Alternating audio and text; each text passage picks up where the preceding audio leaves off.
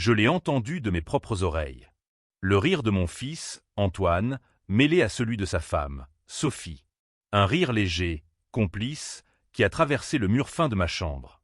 Ils ne pensaient pas que j'écoutais. Ils ne pensaient probablement pas du tout à moi.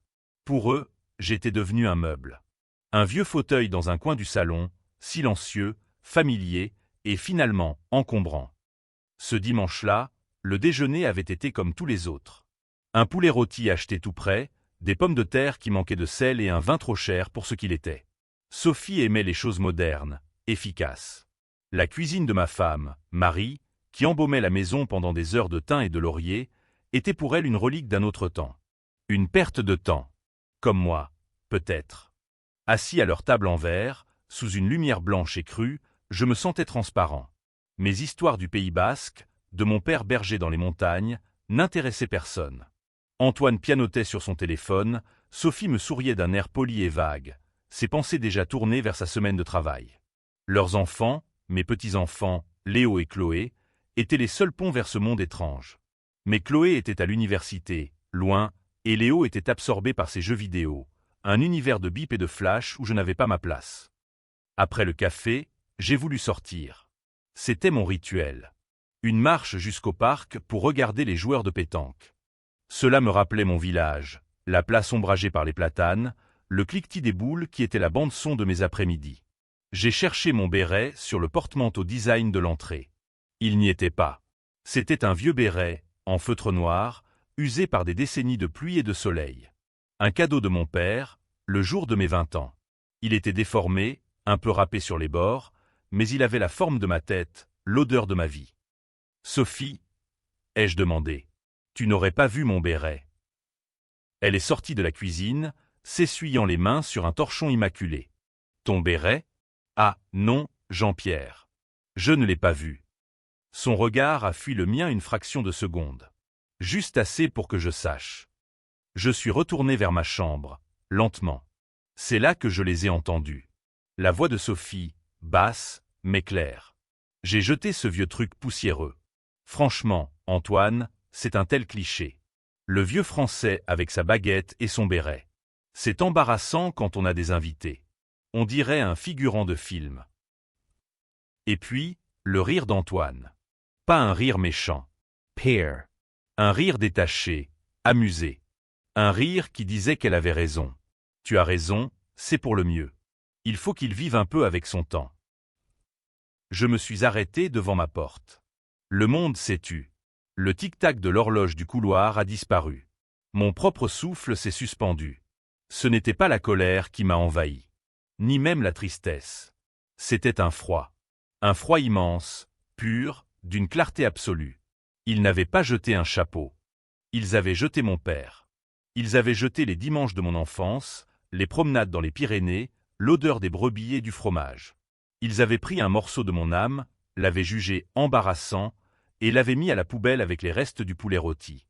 Ils avaient effacé une partie de moi, avec la même facilité qu'on efface une tache sur une table en verre. Mes mains ne tremblaient pas. Pas encore. J'ai posé la main sur la poignée de ma porte.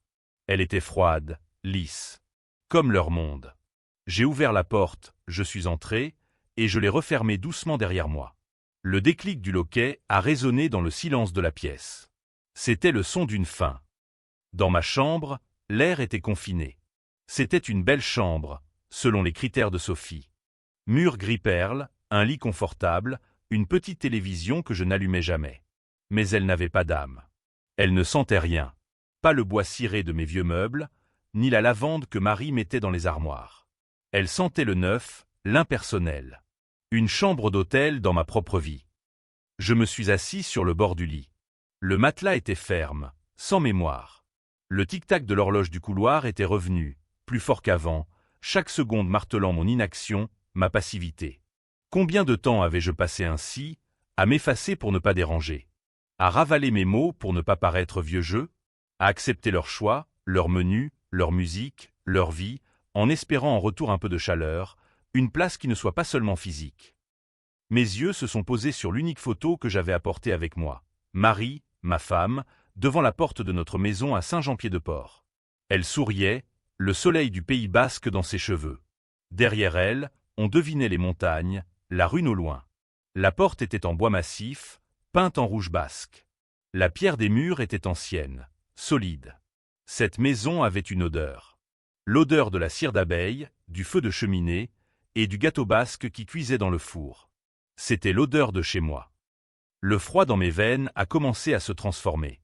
La blessure s'est solidifiée. Elle n'est pas devenue de la rage, mais de la résolution. Une résolution aussi dense et lourde qu'une boule de pétanque. Froide, lisse et inébranlable. Il n'y a pas eu de larmes. Les larmes sont pour la tristesse, pour la perte. Ce que je ressentais était une forme de retrouvaille. Je me retrouvais moi-même, après des années d'absence. Je me suis levé. J'ai branché la petite cafetière que je gardais dans ma chambre, un acte de rébellion silencieuse contre la machine à capsules de Sophie. J'ai rempli le filtre de café moulu, celui que je faisais venir de Bayonne. L'arôme qui a commencé à remplir la petite pièce était une encre. C'était l'odeur de mes matins. De mes vrais matins. Pendant que le café coulait, j'ai sorti un carnet de la table de chevet. Un carnet que Chloé m'avait offert. Sur la première page, avec un vieux stylo qui fuyait un peu, j'ai écrit une seule phrase. Une phrase simple. Je rentre à la maison. Ce n'était pas une décision prise dans la colère. C'était un constat. Un alignement. Comme une boussole qui, après avoir tourné follement, trouve enfin le nord. Le nord, c'était là-bas. C'était la maison à la porte rouge. Mon béret n'était qu'un symbole, le dernier d'une longue liste d'effacements. Ils m'avaient rendu service, finalement. Leur petit rire condescendant avait été le coup de marteau qui brise la vitre, révélant le paysage derrière. Et le paysage, c'était ma vie. La mienne. Pas celle qu'ils avaient décorée pour moi. Le lundi matin, je ne suis pas descendu pour le petit déjeuner. J'ai entendu Antoine partir au travail, puis Sophie emmener Léo à l'école. Le silence est retombé sur l'appartement. C'était mon signal. J'ai mis ma plus belle chemise, celle que Marie aimait. J'ai pris le bus, non pas vers le parc, mais vers le centre-ville, dans un quartier d'affaires que je connaissais à peine. J'avais passé une partie de la nuit sur la petite tablette que Chloé m'avait apprise à utiliser. J'avais cherché un nom. Un notaire. Le bureau de maître Dubois était moderne, mais pas froid. Il y avait des livres au mur, de vrais livres avec des pages en papier. Il était jeune, à peine plus âgé qu'Antoine, mais son regard était différent. Il était posé, attentif. Il m'a écouté sans m'interrompre. Je lui ai tout expliqué, calmement. Ma situation financière, la procuration que j'avais signée à Antoine quelques années plus tôt, pour simplifier les choses, disait-il. Je veux reprendre le contrôle, maître, ai-je dit. Totalement. Il a hoché la tête. Il n'a pas posé de questions sur mes raisons.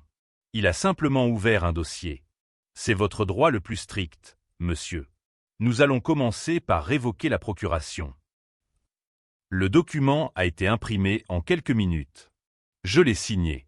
Le bruit du stylo sur le papier épais était la première note de ma nouvelle partition. En sortant de son bureau, je me sentais plus grand, plus droit. L'étape suivante fut la banque. La même où j'avais un compte joint avec Antoine. La directrice m'a reçu. Je lui ai expliqué que je voulais ouvrir un nouveau compte, personnel, et y faire virer ma pension de retraite. Elle a été d'une discrétion parfaite. En moins d'une heure, le lien financier qui me liait à mon fils était en train d'être dissous. Je n'étais plus une dépendance, une ligne sur son relevé bancaire. J'étais de nouveau une entité. Jean-Pierre. Un homme. De retour à l'appartement, le silence était mon allié. Je suis allé dans ma chambre. J'ai sorti de l'armoire ma vieille valise en cuir, celle de mon service militaire en Algérie. Elle sentait le temps et le voyage. Je n'ai pas pris grand-chose. Quelques chemises, mes livres de Pagnol, la photo de Marie. J'ai laissé les vêtements neufs que Sophie m'avait achetés, aux couleurs fades qu'elle jugeait appropriées pour mon âge. Dans le garage, j'ai trouvé la caisse à outils. C'étaient mes outils, ceux de mon père avant moi. Le bois des manches était poli par des décennies d'usage. Antoine ne s'en servait jamais. Il appelait un artisan pour le moindre clou à planter. J'avais prévu de les donner à Léo un jour. J'ai ouvert la boîte. J'ai pris le marteau de mon père, un ciseau à bois et une vieille équerre. Le reste, je l'ai laissé. Léo n'en voudrait probablement jamais. Il construirait des mondes virtuels, pas des étagères en chaîne. En remontant, Mon regard a croisé le grand portrait de famille dans le salon. Une photo prise l'année précédente. Sophie et Antoine au centre, souriant, Léo à leurs pieds. Et moi, sur le côté, un peu flou, comme si j'entrais ou sortais du cadre. Comme une arrière-pensée. Je n'ai pas retourné la photo. Je n'ai rien fait de dramatique. J'ai simplement cessé de la voir. Elle faisait partie de leur décor. Plus du mien. Le mardi, je me suis levé avant l'aube. J'ai écrit un mot, court, que j'ai laissé sur la table de la cuisine. Je suis parti pour quelques jours. Ne vous inquiétez pas, c'était un mensonge poli. Je voulais qu'ils s'inquiètent, mais pas pour les bonnes raisons. Leur inquiétude serait pour eux-mêmes, pour la perturbation de leur routine. J'ai pris le premier train à la gare Montparnasse. Direction, Bayonne. Le TGV glissait à travers la campagne française. J'ai regardé les paysages défiler, les villes grises laisser place aux champs verts, puis aux forêts des Landes. C'était un voyage à rebours, un retour vers la source. Les premiers messages sont arrivés en fin d'après-midi, alors que le train approchait de Bordeaux. C'était Antoine. « Papa, où es-tu? Ton mot est un peu court. Rappelle-moi. » 1 heure plus tard, Sophie. « Jean-Pierre, nous sommes inquiets. Tout va bien? C'est très étrange de partir comme ça sans prévenir. » L'inquiétude dans ces mots sonnait comme un reproche. J'avais dévié du script. Le vieux meuble s'était déplacé tout seul. J'ai lu les messages. Je n'ai pas répondu. J'ai mis mon téléphone en mode silencieux. Dans ma poche, je le sentais vibrer de temps en temps. C'était comme les soubresauts d'un monde qui s'éloignait. Chaque vibration était une tentative de me ramener dans le cadre, de me rendre à nouveau flou et silencieux sur le côté de leurs photos. Arrivé à Bayonne, j'ai pris une chambre dans un petit hôtel près de la Nive. Une chambre simple, avec une fenêtre qui donnait sur les toits. J'ai commandé un plateau repas. Du jambon de pays, du fromage de brebis, un verre de vin d'Irouléguy. Les saveurs de chez moi. J'ai mangé lentement, en savourant chaque bouchée. Le téléphone a vibré de nouveau. Un message vocal d'Antoine. Je ne l'ai pas écouté. Je l'ai effacé. Puis un autre. Efface. Un SMS de Sophie. Si c'est à propos du béret, c'est vraiment ridicule. On peut en acheter un autre, un neuf. J'ai failli rire. Un neuf. Il pensait que c'était une question d'objet. Il pensait que ma dignité, mon histoire, pouvait être remplacée par un achat sur Amazon. Leur incompréhension était abyssale. C'était la confirmation finale, la preuve irréfutable que ma décision était la bonne. Ils ne voyaient pas l'homme. Ils ne voyaient que le vieillard et ses caprices. Leur message n'était pas des ponts, mais des murs. Des murs qui renforçaient ma résolution. J'ai éteint le téléphone. Le silence dans la chambre est devenu total. Et pour la première fois depuis des années, c'était un silence apaisant. Un silence choisi. Le lendemain, j'ai pris le bus pour Saint-Jean-Pied-de-Port. En descendant sur la place du village, l'air était différent. Plus frais, plus vif. Il portait l'odeur de la pierre humide, du bois de chauffage et de la terre. C'était l'air de mon enfance. J'ai marché, ma valise à la main, à travers les rues pavées. Des visages se tournaient.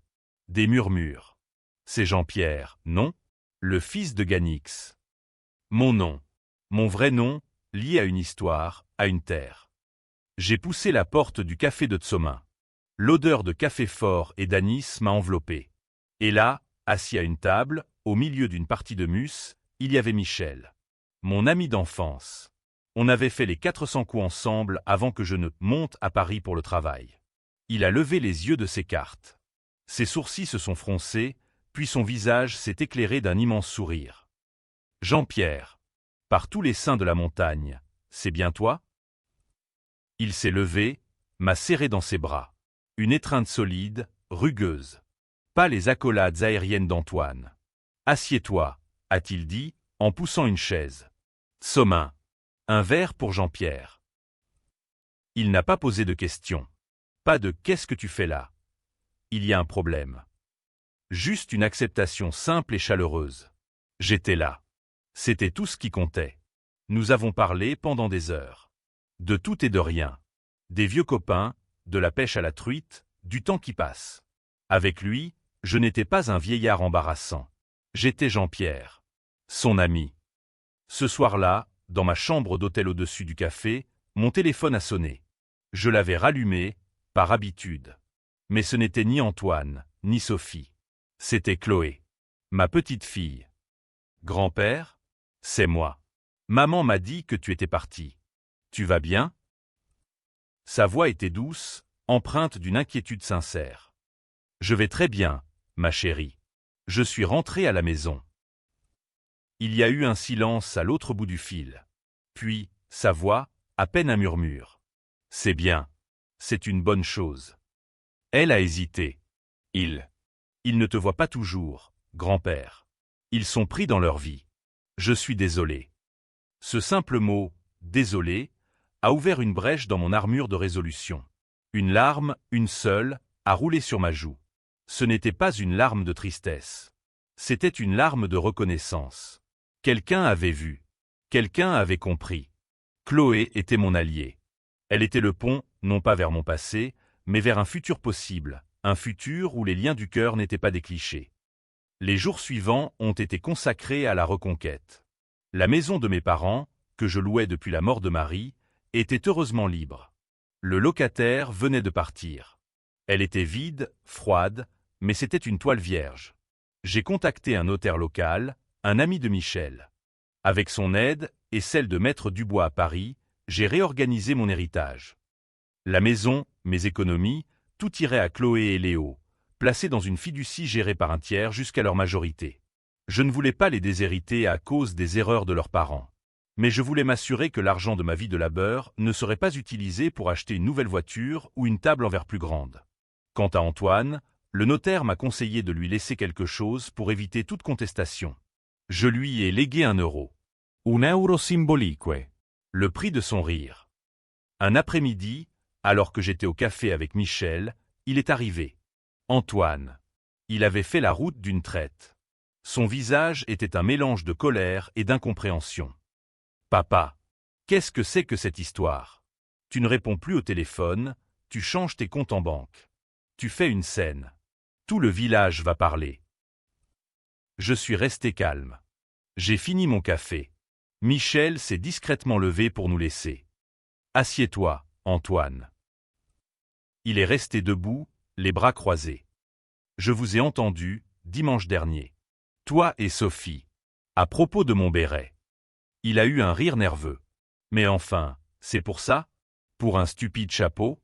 Tu es en train de faire exploser la famille pour un chapeau? J'ai levé les yeux vers lui. Et pour la première fois, je crois qu'il a vu la froideur dans mon regard. Non, Antoine. Pas pour le chapeau. Pour le rire. Le tien. Le rire qui disait que j'étais un cliché. Une honte. Ce jour-là, vous ne m'avez pas seulement manqué de respect. Vous m'avez nié. Alors j'ai décidé de redevenir une personne. Ici. Loin de vous. Il est resté sans voix. Le masque de la colère s'est fissuré, laissant apparaître une confusion totale. Il ne comprenait toujours pas. Peut-être ne comprendrait-il jamais. Je suis chez moi, maintenant, ai-je ajouté doucement. C'est ma vie. Je me suis levé, j'ai posé quelques pièces sur la table pour mon café, et je suis parti, le laissant seul au milieu du café. Je n'ai pas claqué la porte. Je l'ai simplement refermée derrière moi. La maison a repris vie, lentement. Mes mains, qui étaient devenues lisses et inutiles, ont retrouvé le contact du bois, de la terre. J'ai réparé le volet qui grinçait. J'ai désherbé le potager où Marie faisait pousser ses tomates. Chaque matin, je vais à la boulangerie. L'odeur du pain chaud est la première salutation de la journée. Bonjour, Jean-Pierre, me lance la boulangère. Mon nom. Ils disent mon nom. Ma vie est simple. Le café du matin en écoutant un vieux disque de Brassens. Le travail dans le jardin. La partie de mus avec Michel. Je ne suis plus dans l'attente. L'attente d'un appel, d'une visite, d'un signe d'attention. Je vis. Je suis le personnage principal de ma propre histoire, pas un figurant dans la leur. Hier, en rangeant une vieille malle, je l'ai retrouvé. Mon béret. Sophie ne l'avait pas jeté à la poubelle. Elle l'avait mis dans un sac de vêtements à donner. La veille de mon départ, dans un dernier tour de l'appartement, je l'avais vu et l'avais glissé dans ma valise sans rien dire. Il est là, dans mes mains. Le feutre est usé. Il a l'odeur de la pluie et de mon père. Je l'ai posé sur ma tête. Il m'allait parfaitement. Ce n'est pas un cliché. C'est une couronne. Ce matin, le facteur m'a apporté 2 lettres. Une de Chloé. Elle a écrit sur du vrai papier. Elle viendra me voir cet été. Elle a hâte de redécouvrir le village. En bas de la page, un post-scriptum. Papa a aussi écrit. Je crois qu'il commence à comprendre. L'autre enveloppe est sur la table. L'écriture d'Antoine. Je ne l'ai pas ouverte. Pas aujourd'hui. Peut-être demain. Ou la semaine prochaine. La porte de ma maison n'est pas verrouillée. Mais elle n'est plus grande ouverte, balayée par les vents de leur indifférence. C'est moi, désormais, qui tiens la clé. Et c'est à moi seul de décider qui peut entrer. Si cette histoire vous touche, partagez-la. Quelqu'un, quelque part, a peut-être besoin de savoir qu'il n'est pas seul. Qu'il n'est jamais trop tard pour rentrer à la maison. Surtout quand la maison, c'est soi-même.